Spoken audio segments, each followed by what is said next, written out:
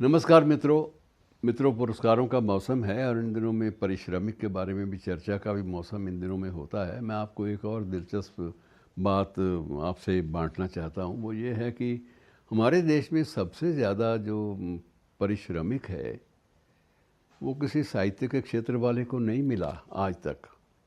सबसे ज़्यादा पारिश्रमिक कमाने वाले जासूसी लेखक हैं और जासूसी लेखक हज़ारों में नहीं, लाखों में नहीं, बल्कि करोड़ों में उनकी आय चली जाती है। ये बात भी बड़ी आश्चर्य की बात है। इन सभी लेखकों में एक वेद प्रकाश शर्मा भी हैं, जिनका वो चर्चित उपन्यास वर्दी वाला गुंडा भी आया था, और उसके साथ साथ सुरेंद्र मोहन पाठक ये भी चर्चा का विषय बने कि ये सबसे ज़्यादा पारिश्रमिक कमाने में जो पहली पंक्ति है, टॉप 5 अगर कहें, टॉप 10 या आप ले लीजिए, तो उनमें से एक महत्वपूर्ण स्थान सुरेंद्र मोहन पाठक के पास भी है। और इसके अलावा भी इब्न सफ़ी और ये सारे के सारे लोग ये इतने ज़्यादा चले कि उनकी जो मानदेय की या प्रकाशन की संख्या है वो भी लाखों में चली गई। और मित्रों, इसमें एक पहलू ये भी है कि कई लेखक ऐसे भी हैं जिन्हें आप घोस्ट राइटर कह सकते हैं।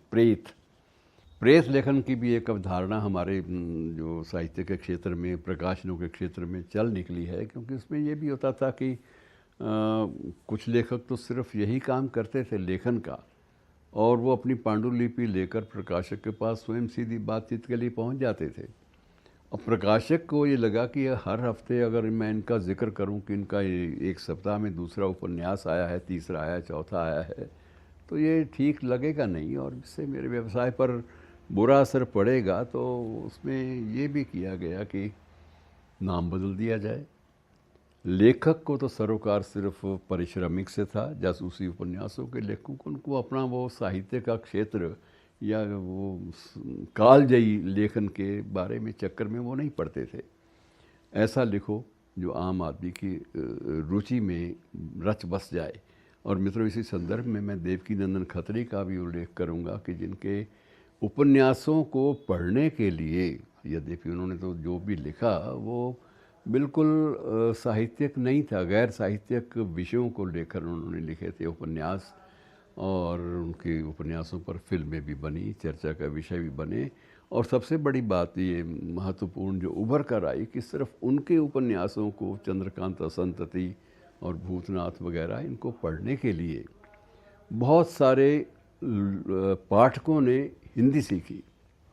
हिंदी का सीखना उनके लिए इसलिए ज़रूरी था कि ये श्रीमान जी के सभी रचनाएं, सभी कृतियां जो हैं वो हिंदी में ही प्राप्य हैं। उनके अनुवाद बाद में तो हो गए, लेकिन उस समय उपलब्ध नहीं थे।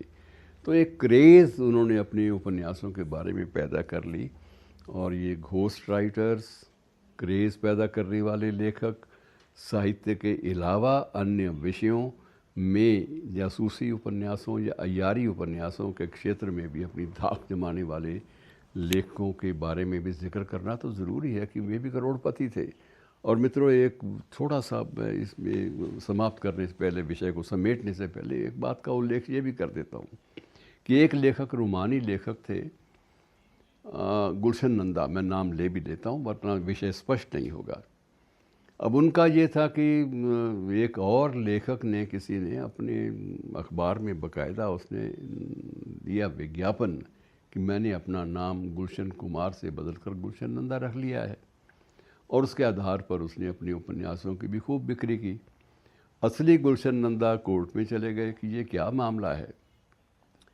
तो अदालत ने सारी सुनवाई के बाद कहा, भाई तुम्हारे पास तो प्रूफ जो सिर्फ अपना बर्थ सर्टिफिकेट है, और इसके पास तो प्रूफ लीगल है, लीगल एविडेंस है कि इसने अपना नाम बदला, इसने अपना नाम गुलशन नंदा रखा, और नाम परिवर्तन के लिए आपत्तियां भी मांगी जाती है। तुमने कोई आपत्ति नहीं की, तुम अपने नाम के सरूर में थे, तो इसलिए इस पर कोई भी मुकदमा नहीं चलेगा, इसका कोई और तरीका ढूंढ लो। तो असली गुलशन नंदा ने बाद में ये किया कि वो से नस्वार के बारे में आया करते थे विज्ञापन कि फ़ोटो देखकर नस्वार खरीदें।